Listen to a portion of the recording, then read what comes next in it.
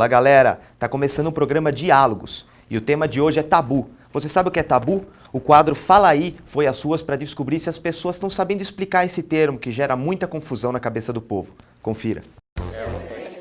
Blá, blá, blá, blá. Você sabe explicar o que seria tabu? Não.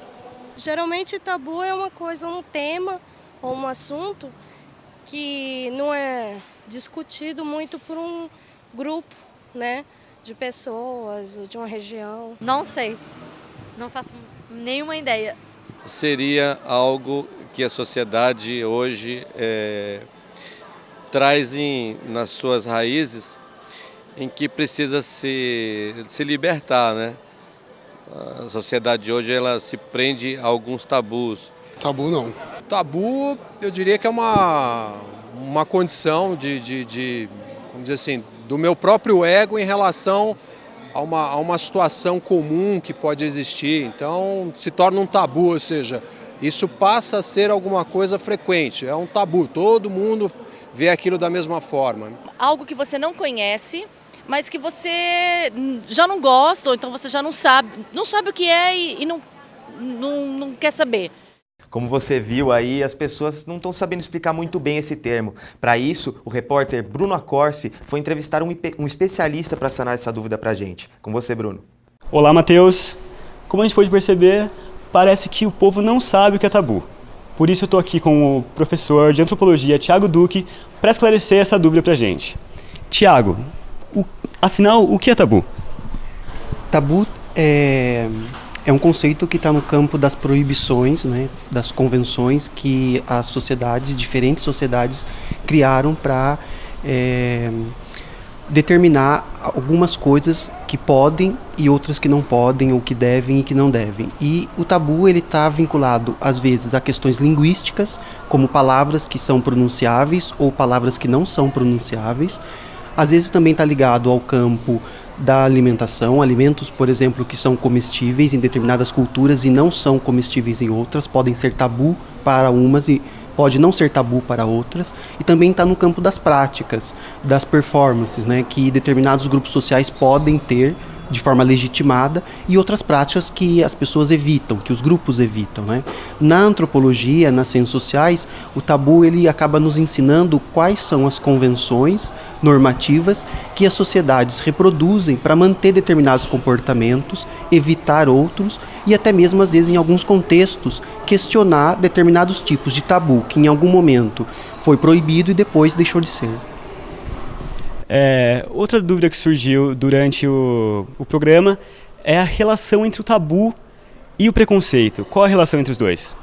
Bem, o tabu ele está posto como uma realidade que é negada em alguns contextos, como eu já disse, né? E o preconceito ele vai sempre de uma forma bastante educativa, no sentido de ensinar as pessoas o que não deve ser feito.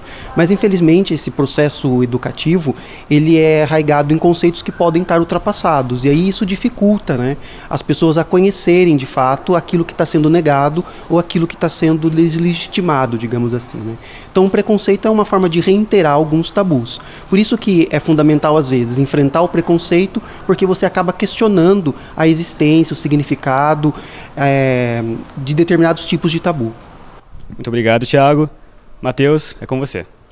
Muito obrigado, Bruno. Agora ficou mais claro o conceito de tabu e preconceito pra gente. O repórter Lucas Baquião foi ver como é que é ser muçulmano num país predominantemente católico, as diferenças, o preconceito, como que eles lidam com isso. Confira aí.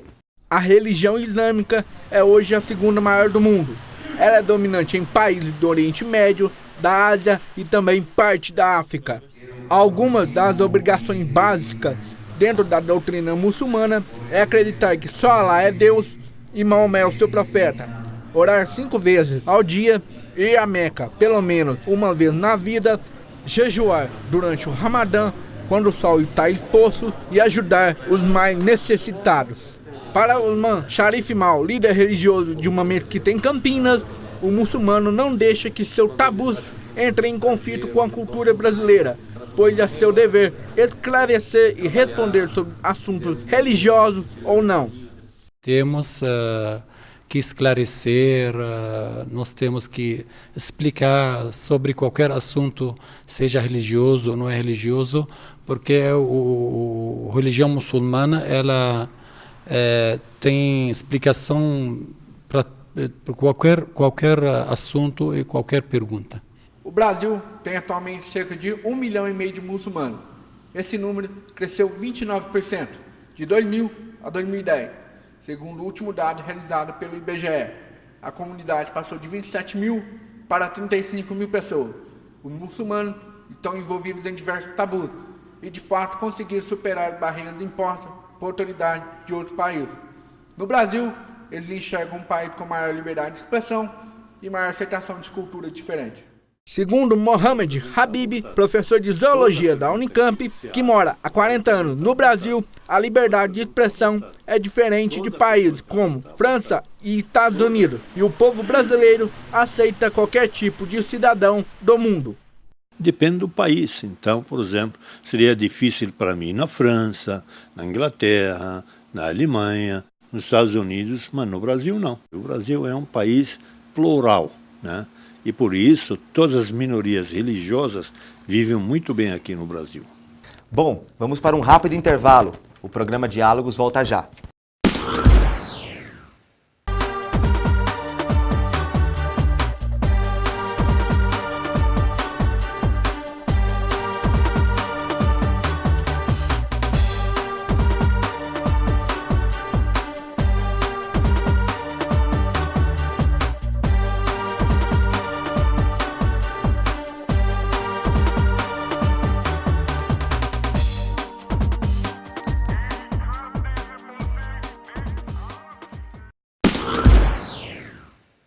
O programa Diálogos está de volta. E as mulheres, desde antigamente, têm dificuldade para entrar no mercado de trabalho, até mesmo por preconceito. O nosso repórter Aquiles Farinha nos apresenta um quadro com a situação delas no mercado. Confira aí. São diversas as desigualdades existentes na sociedade brasileira. Uma das mais evidentes é a situação da mulher no mercado de trabalho. Nos últimos tempos, a mulher tem derrubado barreiras e conquistado seu espaço, mas elas ainda não têm seu valor no mercado de trabalho. Segundo dados do IBGE, em 2003 elas correspondiam a cerca de 49% da população feminina desempregada. Hoje, elas são em torno de 54%. As mulheres que têm emprego trabalham em média de 39 horas, porém os salários são inferiores aos dos homens, cerca de 72%.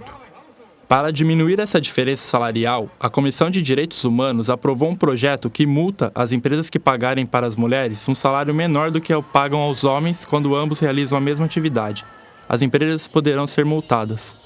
Como a gente viu aí, o número de mulheres desempregadas no Brasil aumentou. E para falar sobre isso, eu estou aqui com a jornalista Renata Roldini do Correio Popular. Tudo bem, Renata? Tudo bom, mas... Ela vai falar um pouco para a gente como é atuar num cargo que é historicamente ocupado por homens. E para me ajudar na entrevista também, eu estou com o repórter Bruno Acorsi. Tudo bem, Bruno? Tudo bom, Matheus. Fique à vontade. Renata, geralmente a gente vê dentro das universidades, quem se interessa mais pelo jornalismo esportivo são os homens. O que levou você, uma mulher, a trabalhar nessa área? Você sempre quis isso para você? Bom, Bruno, quando eu entrei para o jornalismo, eu não pensava em fazer jornalismo esportivo. Na verdade, eu sempre gostei de esporte, era algo que me atraía. Eu sempre estava nos campos de futebol, acompanhando meu time do coração, adorava vôlei, pratiquei muito esporte na infância, mas não entrei em jornalismo para fazer jornalismo esportivo. Mas as oportunidades de estágio foram acontecendo, era uma área que eu sempre me interessava bastante, e acabei entrando para a carreira desde o estágio da faculdade e nunca mais saí. Uma oportunidade foi aparecendo, depois outra, e fiquei como jornalista esportiva. E também porque agora parece que tem mais espaço até para a mulher no jornalismo esportivo do que tinha antes. Por que você acha que aconteceu isso? É uma tendência? Olha, eu acho que as mulheres estão mostrando que não tem diferenciação para fazer jornalismo esportivo. Para fazer jornalismo, você tem que gostar da área, como qualquer profissão, e o esporte espera de você que você entenda daquele assunto. Se você vai escrever de economia, se você vai escrever sobre novelas, o que você vai escrever, você tem que saber do que você está falando. E o esporte é a mesma coisa. Então você tem que ter interesse pela área e conhecer. Fica difícil você ser jornalista esportivo se eu não gosto de assistir um jogo de futebol. Mas se você gosta, se você entende, você está no mercado para trabalhar como qualquer homem. E isso que eu acho que as pessoas foram percebendo, que antigamente é aquela história, a mulher não entende de futebol. E não é bem assim. E o jornalismo esportivo não se resume simplesmente ao futebol. Tem muitas modalidades, as modalidades olímpicas estão aí, nós temos uma Olimpíada 2016 no Brasil. Então, assim, tem espaço para todo mundo e o mercado percebeu que as mulheres também estão capacitadas para trabalharem com o esporte. E você disse uma frase engraçada que é mulher não entende de futebol, que muitas pessoas falam. Desde o começo, você particularmente, quando você entrou, você sentiu isso na pele, essa dificuldade, algum preconceito, as pessoas pegando no pé? Como foi o seu caminho, sua trajetória? Foi tão fácil como de alguns homens que você trabalha junto, conviveu? Olha, eu posso dizer que eu fui uma pessoa de sorte. Eu nunca senti, assim, diretamente um preconceito do tipo, ela não vai ser contratada porque ela é mulher. Porque eu passei por testes como todos os homens passam. Claro que eu já vivi, desde criança, eu sempre fui a estádio de futebol, eu assistia futebol com meu pai, com meu irmão, então eu acompanhava bastante, assim como eu acompanhava os outros esportes. Então eu já tinha facilidade. E eu lembro que meu primeiro teste, por exemplo, para entrar numa redação, foi escrever sobre um jogo em Campinas. Fui lá e fiz o meu teste cobrindo um jogo. Então, de início, eu já mostrei que eu poderia fazer aquilo e acho que é assim com todas as mulheres. O que a gente sente, é claro, que depois quando você chega representando um veículo para fazer aquela cobertura e chega uma mulher e do tipo, ela vai escrever do jogo? Ela vai fazer análise do jogo? Você escuta umas conversinhas. Mas à medida que você vai mostrando que você conhece tanto quanto eles e você é profissional tanto quanto, isso acaba, isso dilui de uma forma que você nem percebe. Eu jamais fui barrada num vestiário, jamais cheguei numa coletiva de imprensa, ai não, é mulher ou... Sabe, nunca fui desrespeitada por ser mulher, brincadeirinha, cantada, nunca aconteceu comigo. Você percebe aquele exílio, será que ela sabe? Mas depois que eles veem seu trabalho, isso acaba, isso dilui. E hoje tem muito mais mulheres. Quando eu comecei, eram poucas, isso há 13 anos, não sou tão velha assim, mas já haviam algumas mulheres trabalhando na área, mas hoje a gente tem muito mais mulheres. O que acontece também um pouco é a estética feminina. Muito se fala futebol e mulher bonita. E aí se une, hoje a gente vê muitas mulheres apresentando programas esportivos, mas não pense que elas são apenas mulheres bonitas na frente das câmeras. Por trás, elas sabem muito do que elas estão falando também.